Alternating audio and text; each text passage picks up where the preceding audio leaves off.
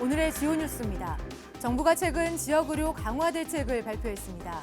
의료 자원이 부족한 지역에 공공병원을 신축한다는 계획인데 경기 북부 지역이 병원 신축 예정지로 선정됐습니다.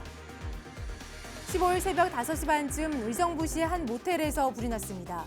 화재 당시 투숙객 등 11명이 연기를 마셔 병원으로 옮겨졌습니다. 경찰은 투숙객 2명이 일부러 불을 낸 정황을 포착하고 화재 원인을 조사하고 있습니다.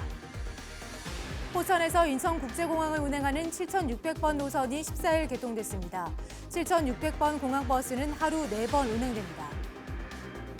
의정부 예술의 전당이 대입 수능을 마친 수험생과 가족들을 위한 특별 이벤트를 마련했습니다. 수능 수험표를 지참하면 연극이나 오페라를 50% 할인된 가격으로 볼 수 있습니다.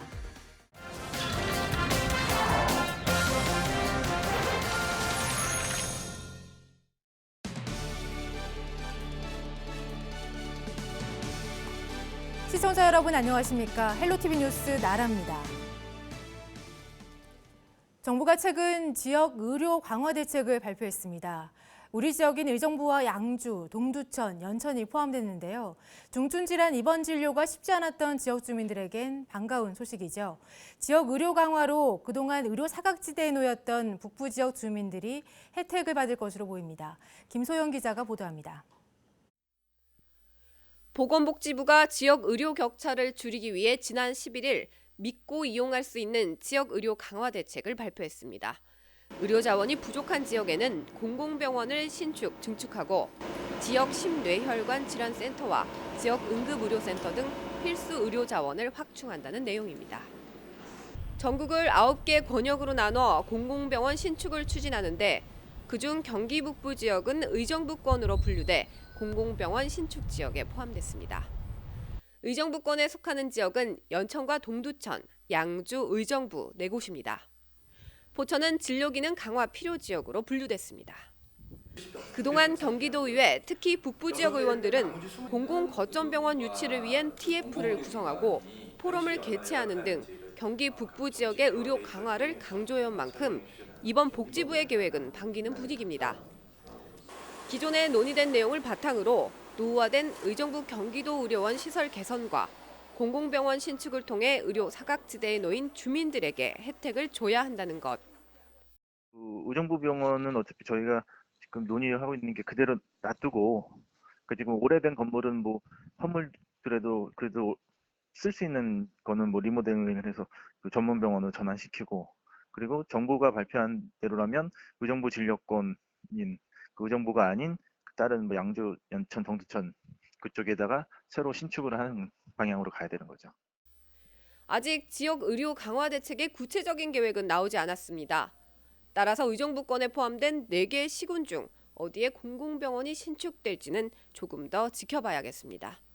헬로티비 뉴스 김소영입니다. 15일 새벽 5시 반쯤 의정부시의 한 모텔에서 불이 났습니다. 화재 당시 투숙객 등 11명이 연기를 마셔 병원으로 옮겨졌습니다. 불은 출동한 소방대에 의해 15분 만에 꺼졌습니다. 경찰과 소방당국은 불이 시작된 3층 객실 화장실에서 20대 남성 2명이 고의로 불을 낸 정황을 포착하고 화재 원인을 조사하고 있습니다. 지난 14일 포천에서 인천국제공항을 운행하는 7,600번 노선 개통식이 열렸습니다. 7,600번 공항버스는 하루에 4번 운행하며 포천 터미널을 출발해 인천국제공항 제2터미널에 도착합니다. 이날 개통식에서 박윤국 포천시장은 공항버스 개통은 포천시의 관광산업 활성화와 시민들의 대중교통 이용 활성화에 기여할 것으로 기대한다고 말했습니다. 의정부 예술의 전당이 대입 수능을 마친 수험생과 가족들을 위한 특별 이벤트를 마련했습니다. 오는 30일까지 진행되는 수험생 할인 이벤트는 수능 수험표를 지참한 수험생에게 1인 최대 4매까지 좌석 등급에 상관없이 반값 할인 혜택을 제공합니다. 수험생 할인 대상 작품은 오페라 라트라비아타와 코미디 연극 수상한 흥신소입니다. 의정부 예술의 전당 수험생 특별 할인은 전화 예매만 가능하며 공연 당일 수험표와 신분증을 반드시 지참해야 합니다. 경기도가 수능 시험을 본 수험생들을 위해 전문 상담 서비스를 운영합니다. 청소년 전화 1388을 통해 실시되는 상담 서비스에서는 수능으로 지친 마음을 치유하고 스트레스에 대응할 수 있도록 도움을 주게 됩니다. 전문가들은 수능 시험 이후 학생들이 시험 결과에 대해 불안과 부담감으로 우울감에 빠지거나 극단적인 선택을 할 수 있다며 전문 상담을 통해 심리적 안정을 찾기를 당부했습니다. 양주시는 삼북동에 있는 옛 화학대대 관통도로를 18일부터 상시 개방합니다. 이 도로는 그동안 부분 개방으로 접근성이 낮았고 성묘철에는 이용객 증가로 민원이 많던 곳입니다. 양주시는 지난 10월 관할 군부대인 8사단에 상시 개방을 건의하고 지속적인 협의를 진행했습니다. 삼북동 옛 화학대대 관통도로는 군부대 측에서 울타리 보강 공사 등을 완료한 뒤 18일부터 상시 개방합니다.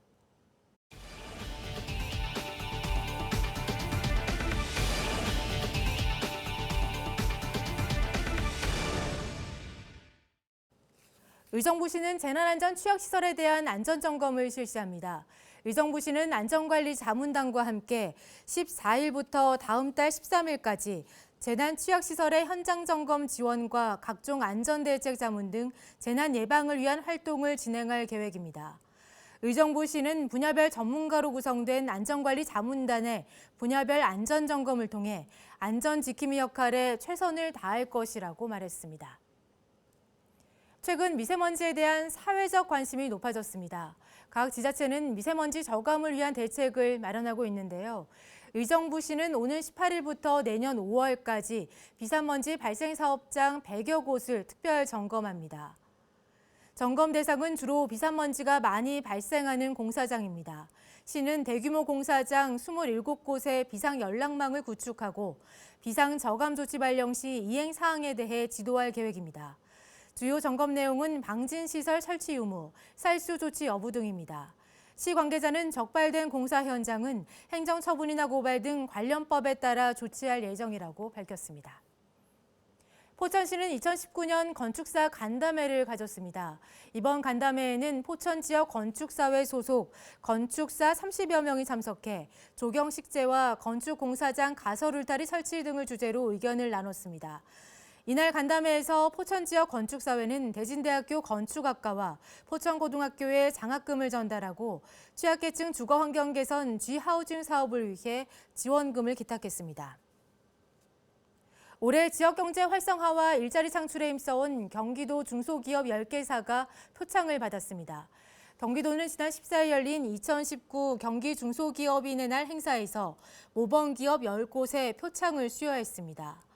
경기 중소기업인의 날 행사는 사단법인 경기중소기업연합회가 주관하는 행사로 도내 중소기업인들의 화합과 격려를 위해 열립니다. 네, 요즘 전동 킥보드나 전기휠 등 스마트 모빌리티 이용하는 분들이 늘고 있는데요. 경기도가 교통체증과 미세먼지 없는 스마트 모빌리티 활성화를 위한 생태계를 조성하겠다고 발표했습니다. 자세한 내용 취재했습니다. 최창순 기자입니다. 전기를 이용한 친환경 무공해 교통수단으로 각광받고 있는 스마트 모빌리티.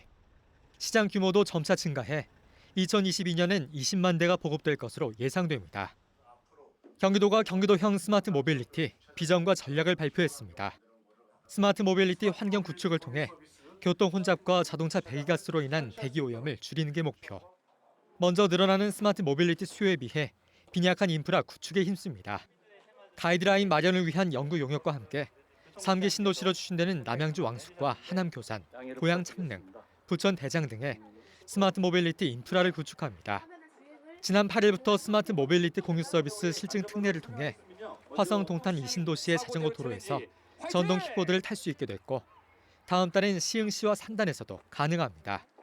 내년에 준공되는 성남 판교와 광교 원천, 동탄 호수공원 일대, 경기 행복주택 단지에 스마트 모빌리티 전용 주차장을 시범 설치합니다. 또 대중교통 환승 거점과 생활 편의시설, 도내 학교 실내 체육관에도 전용 주차장 설치를 추진합니다. 하남 미사의 환승센터에는 스마트 모빌리티 보관함을 만듭니다. 경기도는 교통 체증과 미세먼지 없는 경기도형 스마트 모빌리티 생태계 조성에 더욱 노력하겠습니다. 도민들께서 보다 편리하고 안전하게 스마트 모빌리티를 이용하실 수 있도록 최선을 다하도록 하겠습니다. 경기도는 스마트 모빌리티를 자전거 도로에서 탈 수 있도록 관련 법률 개정도 함께 추진할 계획입니다. 경기 GTV 조창순입니다.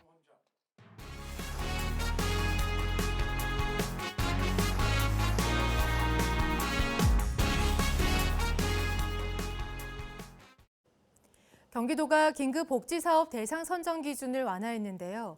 9천여 가구가 추가적으로 혜택을 받을 전망입니다. 소득 기준은 중위소득 80% 이하에서 90% 이하로, 금융재산은 500만 원 이하에서 1,000만 원 이하로 완화됐습니다. 재산 기준도 시지역 1억 5천만 원 이하에서 2억 4,200만 원으로, 군지역 9,500만 원에서 1억 5,200만 원으로 완화됐습니다. 이 같은 기준 완화로 9,400여 가구가 추가로 혜택을 받게 됐습니다. 지난해 경기도의 출생아 수가 전국에서 가장 많은 것으로 조사됐습니다. 경기도는 지난해 도내 출생아 수가 88,100여 명으로 전국 17개 시도 가운데 최다 출생아 수를 기록했다고 밝혔습니다. 이는 전국 출생아 수 32만 6천여 명의 37%를 차지하는 것으로 10명 가운데 2.7명이 경기도에서 태어난 셈입니다. 경기도는 주거 환경 개선 등으로 젊은 층 유입이 늘었고 신혼부부와 기존 인구 비중이 높은 점이 출생아 수 증가의 원인으로 분석했습니다. 경기도 내 학교에서 해마다 2만 건 이상의 안전사고가 발생하지만 안전사고에 빠르게 대처할 수 있는 보건교사는 크게 부족한 것으로 나타났습니다. 경기도는 학생 안전을 위해 분교의 경우 학생 수가 100명 이상일 때 기간제 보건교사를 배치하고 있습니다. 학교 보건법에서 규정하는 정규 보건교사 수는 12학급 이상일 경우 1명이며 12학급 미만인 경우에는 기간제 교사가 배치됩니다. 이에 따라 경기도 내 20개 분교 중 90%에 해당하는 18곳이 학생 수가 적어 보건교사가 없는 것으로 조사됐습니다. 따라서 안전사고 발생 시 빠르게 대처할 수 있는 보건교사의 충원이 필요하다는 주장이 제기되고 있습니다. 한 왕조의 왕릉이 500년 이상 잘 보존되어 온 조선 왕릉은 문화사적으로 그 가치가 매우 큽니다. 현재 대한민국에 있는 조선 왕릉 40기 모두 유네스코 세계문화유산으로 등재되어 있는데요. 그중 비공개였던 한 왕릉이 드디어 모습을 드러냈습니다. 7일의 왕비로 알려진 단경왕후가 잠든 곳입니다. 김초롱 기자가 취재했습니다. 사적 제210호 온능이 드디어 그 모습을 드러냈습니다. 조선 제11대 임금 중종의 첫 번째 왕비인 단경왕후의 능입니다. 붉은 빛으로 짙게 물든 가을산과 온능, 정자각이 어우러져 고즈넉한 정취를 풍깁니다. 왕비가 된 지 7일 만에 폐위된 단경왕후. 역대 조선 왕비 중 가장 짧은 기간 왕비의 자리에 있었던 단경왕후의 이야기는 온능을 더 특별하게 만듭니다. 이분이 참 어렵게 사신 분 아닙니까? 7일 만에 왕비에서 쫓겨나신 단경왕후 신씨 아닙니까? 굉장히 좀 호기심도 생기고. 단경왕후는 세상을 떠난 지 182년 후 복이 됐고 능은 당시 왕릉의 격식에 맞도록 재조성됐습니다. 다른 왕릉에 비해선 비교적 단촐한 모습입니다. 온능은 군사시설 보호구역에 위치해 있어 안보상의 이유로 그간 개방되지 않았습니다. 하지만 문화재청과 양주시가 개방을 위해 노력한 끝에 군의 협조를 통해 14일부터 개방하게 됐습니다. 이 개방에서 나타난 문제점 같은 것을 좀 보완하고 앞으로 전시관도 만들고 편의시설도 좀 확장해서 완전 개방이 될 수 있도록 해나가겠습니다. 조선왕릉 세계문화유산 등록 10주년에 시민들에게 공개된 온능. 양주 지역의 유일한 세계유산인 온능에 더 많은 시민들이 발걸음할 것으로 기대됩니다. 헬로티비 뉴스 김초롱입니다.